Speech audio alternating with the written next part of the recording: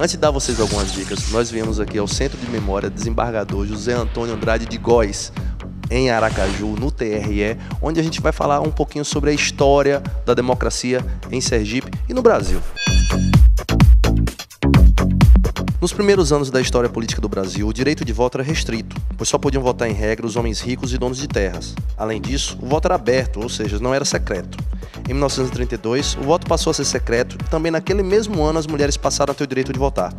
Com a Constituição da República de 1988, em regra, todos os brasileiros com idade entre 18 e 70 anos passaram a ser obrigados a votar. Para os analfabetos, jovens maiores de 16 e menores de 18 anos, bem como para os idosos com mais de 70 anos de idade, o voto é facultativo. Tradicionalmente, os eleitores votavam em cédulas de papel com os nomes e números de candidatos e em seguida depositavam essa cédula numa urna de madeira, ferro ou lona. Em 1996, o eleitor brasileiro pôde pela primeira vez votar oficialmente por meio de uma urna eletrônica.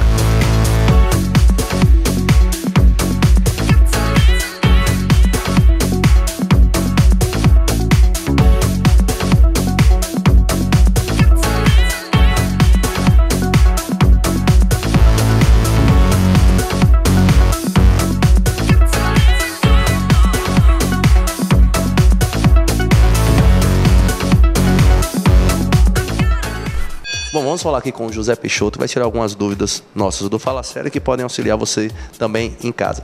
José Peixoto, bom, o programa passa 11h30, meio-dia, até que horas a pessoa pode votar?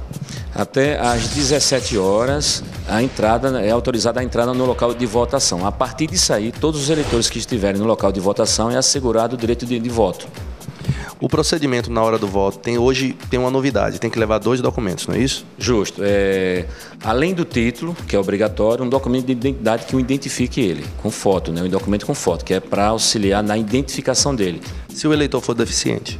Se o eleitor for deficiente, a depender da deficiência, a resolução autoriza que ele seja auxiliado por uma outra pessoa de confiança dele. Então ele se dirige até a sessão eleitoral, o mesário vai identificar o grau de deficiência dele e poderá autorizar que outra pessoa vá auxiliar ele, inclusive na cabine de votação. Uma coisa importante que algumas pessoas se confundem é que a pessoa pode levar a cola, né, para poder para poder votar na hora da eleição. Qual é a sequência exata? A sequência exata é deputado estadual com 5 dígitos e mais o confirma, deputado federal com 4 dígitos e mais o confirma, primeira vaga para o Senado com 3 dígitos e mais o confirma, segunda vaga do Senado, 3 dígitos mais o confirma, governador com 2 dígitos e o confirma e por último presidente da República com 2 dígitos e o confirma. Importante levar cola, a Justiça Eleitoral incentiva muito que é para agilizar o momento de votação. Independe se o eleitor é alfabetizado ou não. Eu repito isso porque na cabine de votação tem a relação de todos os candidatos ali, mas demora. Não é bom que muito bem a pessoa sabe ler tudo, mas demora. É interessante que ele leve a cola. São muitos candidatos, né? Muitos candidatos, porque só de deputado estadual 100 e tantos candidatos. Para folhear, para encontrar o seu candidato ali, então é melhor que cada um faça o seu rascunho ou pegue um formulário que está disponível nos cartórios eleitorais de diversos locais aí, preencha, guarde no bolso, vá ali, na hora da cabine, abre, é rapidinho, colocou os números, mostrou a foto, confirma.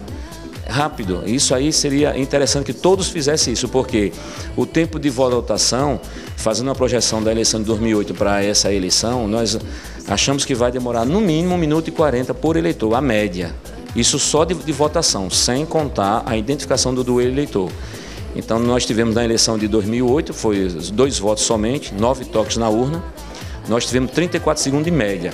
E nessa eleição serão 25 toques na urna, quer dizer, fazendo uma projeção, dá 1 minuto e 40 segundos. O Brasil hoje é referência mundial em termos de sistema de votação, né? O nosso sistema é elogiado, inclusive vem observadores de todo o mundo para acompanhar o nosso pleito. Dá trabalho desenvolver essa logística, dá trabalho você computar todos esses dados em tempo recorde, em 5 horas, 6 horas? Sim, a vedete da eleição é a própria urna eletrônica, porque ela recebe os votos, ela totaliza os votos naquela sessão eleitoral, porque ao final quando o mesário encerra, ali já expede o boletim de urna, que é o relatório contendo todos os votos, toda a situação daquela urna eletrônica, e a partir dali é extraída a mídia de resultado, que é encaminhado para um local de apuração, que os dados são transmitidos para o TRE, que a totalização geral é feita no próprio TRE. Então, a VEDET é a própria urna eletrônica. Realmente é referência mundial, né, nessa parte, porque nós temos um eleitorado grande. E no mesmo dia nós divulgamos o resultado geral. E vale ressaltar que o processo eleitoral é bastante seguro. Em toda a fase do processo eleitoral, os partidos políticos, a OAB e o Ministério Público são convocados para atuarem.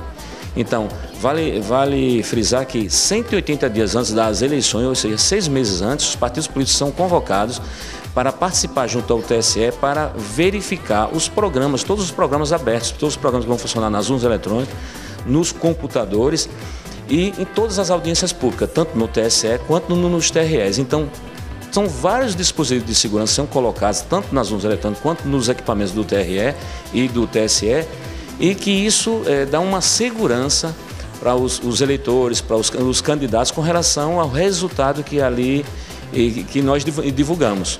Qual é a diferença entre a pessoa anular o voto e votar em branco? Olha, em termos de computação de votos, em termos de resultado, nenhum, porque nenhum deles vai fazer parte nem do quociente eleitoral, nem do quociente partidário. Isso aí não faz. Há algum tempo atrás, a legislação, ele computava o voto em branco, auxiliava no quociente partidário. Hoje não.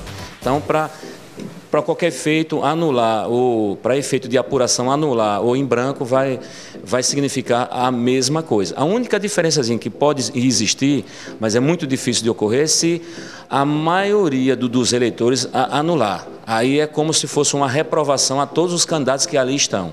Aí sim, aí seria um perigo, mas se for um quantitativo que nós já temos de praxe ocorrer, não, isso não vai ter interferência nenhuma. Pois é, gente, então, se você está aí, não votou ainda, se já votou, muito bem, vá curtir sua praia, mas se não votou, corra agora, porque ainda dá tempo, é até às 17 horas, e ajude o Brasil a fortalecer a democracia. Valeu?